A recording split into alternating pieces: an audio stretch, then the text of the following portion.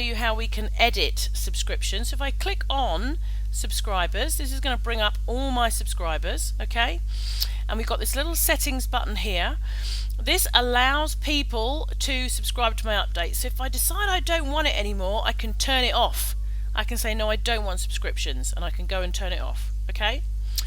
I can decide who wants to comment on my updates, on my public updates. Do I want everybody to comment, or just friends of friends, or just friends? Okay, I want everybody.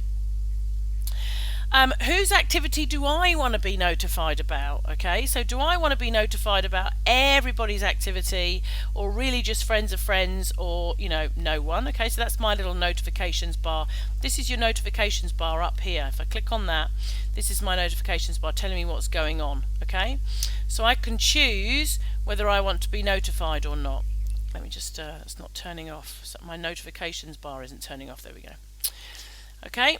And then friend requests, limit requests to friends of friends. Okay, so if I wanted to, I could say I only want people to request to be my friend if they're a friend of a friend, as opposed to anybody friending me. If I was using Facebook more for the personal thing, then I probably would do that. But for me, I want people to come and subscribe to my updates and click and try and be my friend, etc. Alright? So that's that. If I want to edit, I can say who can see my subscriber list. Okay, so can the public see it? Can friends, only me, custom, and lists? So I'm going to come to smart lists. And then the other thing is, what if you found somebody that you did not want to subscribe to you? Yeah, what if it was that you decided that, Mark N. Hopgood, for instance, excuse me, Mark, if you're watching this video, but what if I decided that I didn't want Mark to subscribe to me? Okay, the only way to stop Mark subscribing to me is to block Mark. That's the only way. I can't just turn him off and say, no, that's it, I don't want him to subscribe. My only way is to actually block him. And the way to do that is to simply click on Mark's name and then go up here on the right hand side and report stroke block. Okay, and that's it. That would be the only way for me to decide that I don't want him to subscribe to my updates. Okay. Now, the other thing I just want to touch on before we go, although we are now 7 minutes, so I'm going to make it very, very quickly. A lot of people will say, well, how does this now compare to Pages? Surely if you are advertising yourself as a public figure on your profile, do you need a Facebook page? And to be honest with you, when we get over to Pages, I do an entire section on this. The answer is categorically yes. Facebook are still leaning very much towards this is your personal profile, your Facebook page is your business page, okay? You don't want to be selling on here, and also you haven't got all of the different functionalities that you've got on your Facebook page. If I go over to the SNA, look, I can have tabs, I can have links, I can have all sorts of things going on down here that I don't have going on my personal page, okay? So there's a lot more functionality on Facebook pages to make the journey much more interesting when somebody arrives there.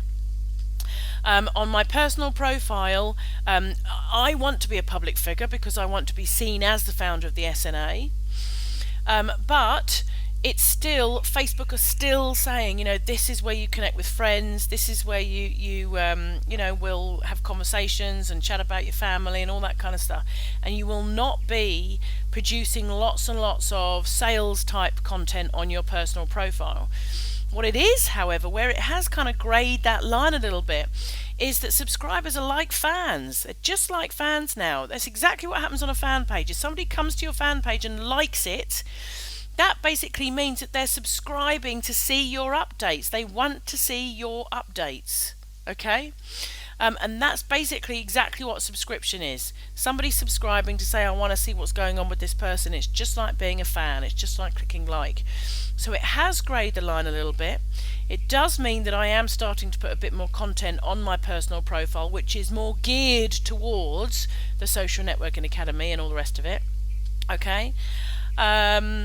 So, like I said, it really is your decision. You really do need to decide whether you want to become essentially a public figure or not. But here's the benefit. Facebook, when we get over to the newsfeed, and that's where we're going next, we're actually heading to the newsfeed in the next videos, and we're now going to start to go through what the newsfeed is and the ticker and all the rest of it. But these top stories here, okay, these top stories here that are coming on up on your newsfeed, right?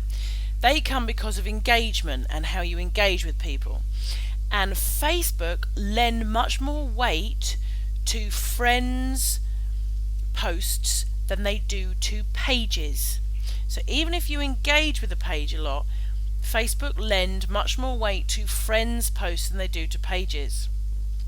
So if you are posting things on your Facebook page, and you really want to get your thing out into the news feed, and you're a public figure as well, then you've probably got a better chance of getting a similar post out into the newsfeed in front of all of your friends and like-minded people by using your personal profile than you have as your fan page right now. I'm not saying that won't change, but right now you probably have. So for me, this is a great advantage, having a subscription and being a public figure.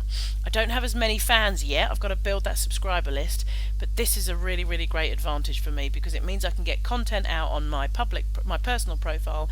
It'll go into the news feeds probably fairly quickly and incite a lot of comments. I mean, the kind of comments I get on here, look, I had 30 comments on something I posted this morning, and something I posted down here, look, 152 comments on that.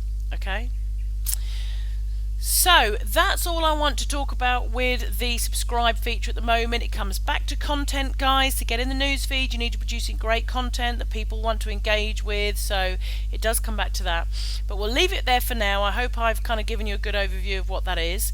As I said, in the next video, we're now going to head over to the news feed. So we're going to start having a look at the news feed and going through what each of these different sections mean and how you can use them. So I'll see you on the next video.